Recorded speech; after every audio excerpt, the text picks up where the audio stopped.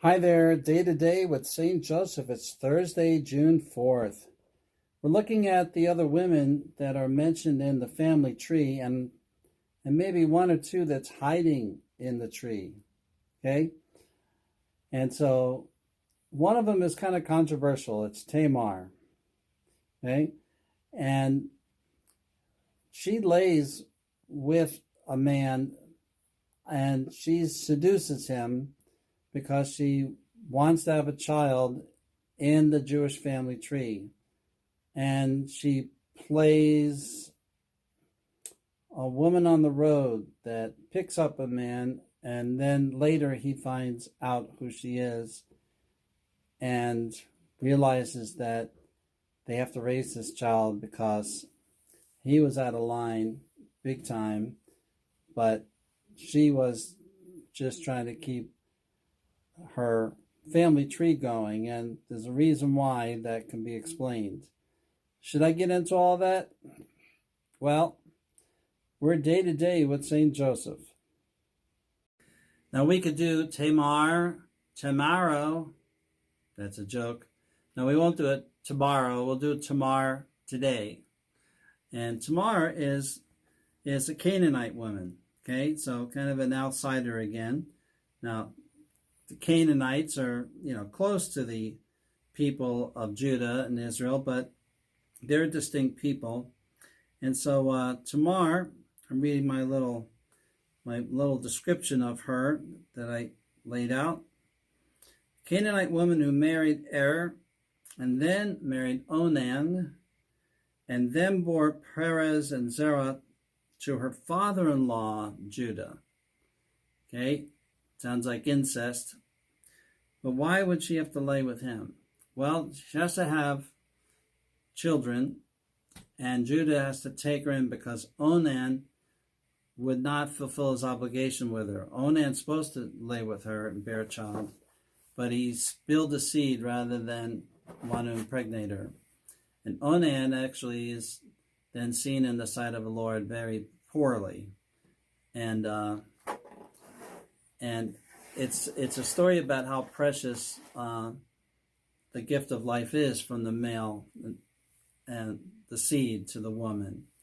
And Onan is someone that did not respect that. So, but this woman who is married first to the first guy, the second guy, she will now have two children to Judah. And that's the same Judah, okay, that one of the tribes of Israel. And now we're going back, in history a little bit further, okay? And Judah's not the good guy, and a couple of times he's the one that was responsible for Joseph being thrown into the well, but it ends up working for good, and now he ends up having these children, and it just so happens that they'll be used by God in the family tree of the Messiah. Yes. And so Tamar ends up getting used in a good way, and in fact, Jewish women today have her name. I've known a number of Tamars. And so in the end, one of the things that was important to the Jews back then was for your family name to keep going on. And so that's why if a man dies, his brother is obligated to take her in, and they would have more than one wife then because they'd have to care for the brother's wife. And that's just the way it was back then. It was in Jewish law to not leave a woman alone. Okay, in Jesus' time, you remember that he criticizes the Jews because they have left the widows alone and really struggling. And it angers Jesus. And even when Jesus dies, he's going to leave his mother as a widow. So he's careful to have John ready to take care of her. And but we go back to this name, and she has a special name. So then there's only one name left. Can you remember the one? We covered her a little bit already. Yes, it's Rahab, okay? And remember, she's the spy. So after the Exodus, they're coming into spy on the land and to see how they're going to attack. And she's used for lots of intel, and she's used to hide the spies. And she has to lie and say, I don't know where they are, and hide them, pretend. And she has to do a few other things, but she's doing it like a spy. And God will use her.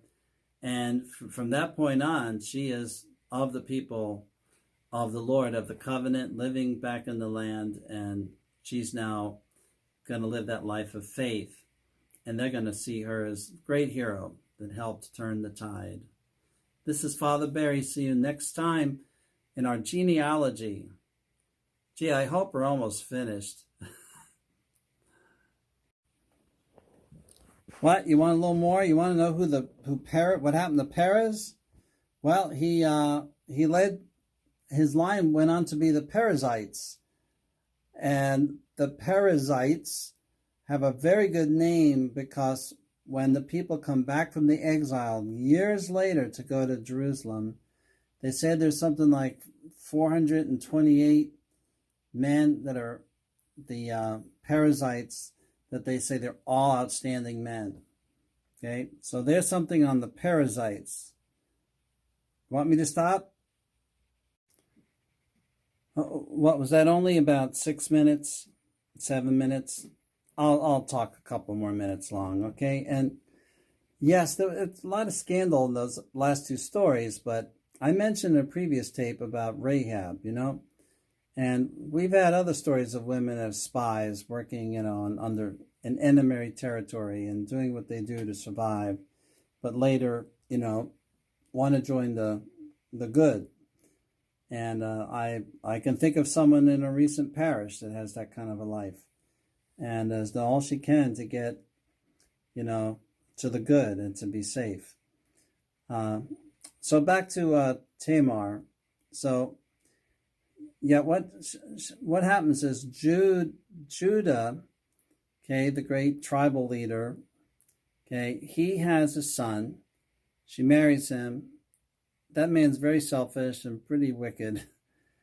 He really doesn't live up to the name of Judah's son, the great tribal leader. But so then Onan has her, but Onan doesn't want to have a child by her because he wants to get the inheritance. He doesn't, if it's his brother's child that's born through him, through Onan, then he doesn't get the inheritance. Well, the Lord is so upset with Onan that he has Onan drop dead, and just for spilling his seed. Okay, big punishment. The third son is too young to marry her, so she's told to wait. She waits, and that guy grows up, and he wants nothing to do with her. So that's where she plots and decides to have this little scheme of laying with Judah. Okay. In that family line, and she gives birth to twins. And when he discovers that it was her that he lay with, I don't know how she disguised it, but she was pretending to be a woman on the road. He realizes now that he has to help raise these kids because they are the next in line for the line of Judah. So it's Perez, and the other one is something like Zerah. Can't remember. And so they both are twins. And the first boy comes out with an arm, and his mom puts a cord on his arm, and then he gets pushed aside. And Perez, which means he who thrust forth, he comes out of the womb instead. So he gets the firstborn, the first birthright. But anyway, they grow up to be pretty holy kids. And they get to have, they live and pass on to the next generation, a line of faith. And that's the story of behind the story of this woman that's one of the four women in this family tree. All right, we're almost ready to get back to the patriarchs now. See ya. What's that, Joseph? You want me to give him just a little more? All right. Well, I think that story means how we are to try to accept people who've been born, in some unusual circumstances and situations, and we try to love people. And I just think that the Lord expects us to give them our favor because they might really need it to be accepted by society. So next comes Hezron in that family tree, and the Hezronites are the name of the people that his descendants are, and they have a very well respected name in the Bible, and it's one of the names that's also in the Luke chapter 3 genealogy, going the other way to Mary. So he's going to Joseph's line and Mary's line. So like in Nimadab, he's heard in both places. Hezron gives way to Ram. He begats Ram. So Ram is another person in the family tree. I thought I'd mention him. Okay. I don't know anything about him. He's Ram tough. We know that much. Okay. And he will pass the line on of the Messiah on the Joseph side.